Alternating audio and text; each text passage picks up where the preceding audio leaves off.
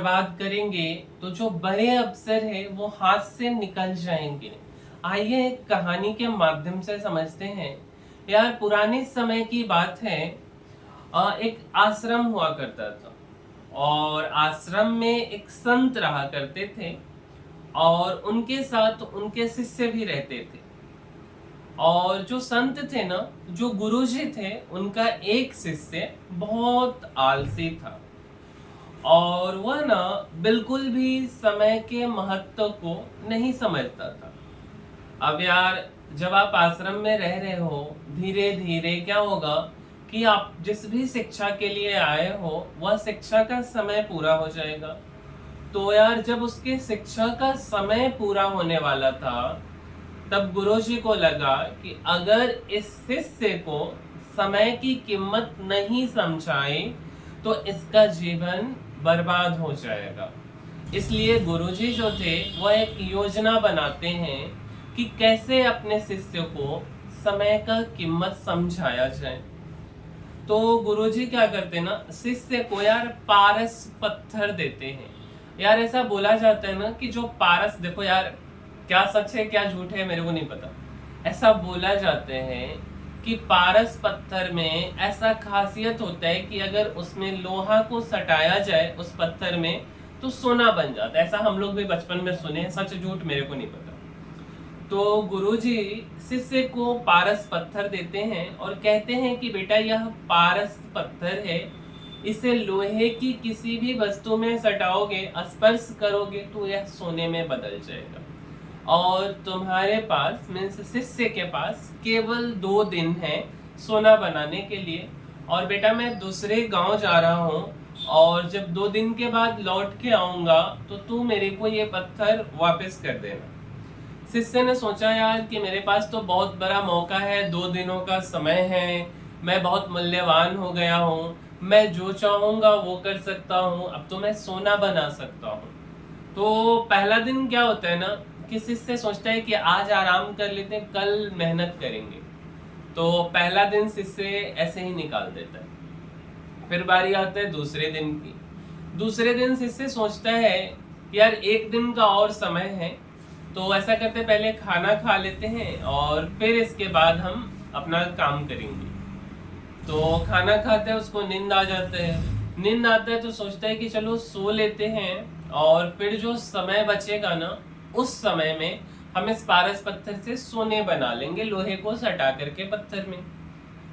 जब सो के जगता है तो शाम हो जाता है। चलो यार टहल के आते हैं। और जब वो टहलने जाता है तो रास्ते में उसको गुरुजी मिल जाते हैं।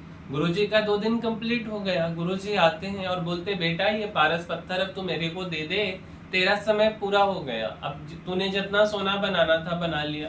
बट यार वह 100 ग्राम भी सोना नहीं बना पाता है। ठीक है, तो ओवरऑल ये तो कहानी है, बट इस कहानी से हम क्या सीख सकते? तो सबसे पहली बात कि अपने जीवन में हमें समय की कद्र करना सीखना है। इस कहानी से हमें यह सीख मिलती है कि समय का कोई विकल्प नहीं है। जो वक्त आपके पास है वह फिर कभी वापस नहीं आएगा। आलस से बचने का सबसे पहला कदम यही है कि आप हर पल का सही उपयोग करें। दूसरा जो इस कहानी से सीख मिलता है कि आप अपने काम को कल पे ना टालें। ऐसा नहीं कि आज वाला काम कल कर लेंगे, कल वाला परसों कर लेंगे और परसों वाला फिर उसके तरसों कर लेंगे। बट यार ऐसा नहीं होता है। इसीलिए एक कहावत भी है कि कल करे सो आज, आज करे सो अब, पल में परलय होगा बहुरी करेगी कब, है ना। और जब यार क्या बोल सकते हैं, रावण का वध हुआ था, जब रावण मारा गया था तो उसने भी लक्ष्मण जी को यही संदेश दिया था कि भाई मैं ना स्वर्ग में सीढ़ी लगाना चाहता था बट यार लगा नहीं पाया क्योंकि मैंने आज के काम को कल पे छोड़ दिया। तो कभी किसी भी कीमत पे ना आलस को दूर करना है और आज वाला काम कल पे नहीं टालना है। ठीक है, और हर दिन कुछ ना कुछ आपको नया सीखने का आदत भी डालना है।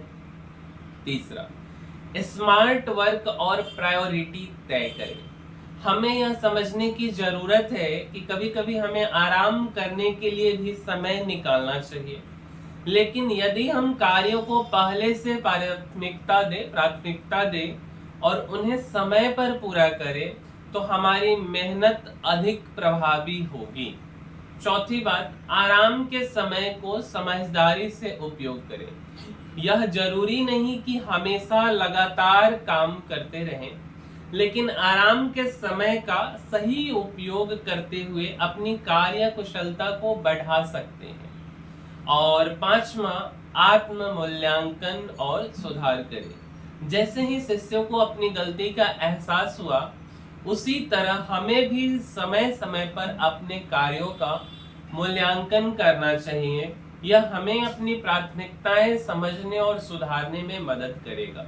तो ओवरऑल इस कहानी का कंक्लूजन यही है मेरे भाई कि हम अपने समय को प्राथमिकता दें, व्यर्थ की चीजों में समय को ना गवाएं, मेहनत करें, हर दिन कुछ ना कुछ नया सीखें।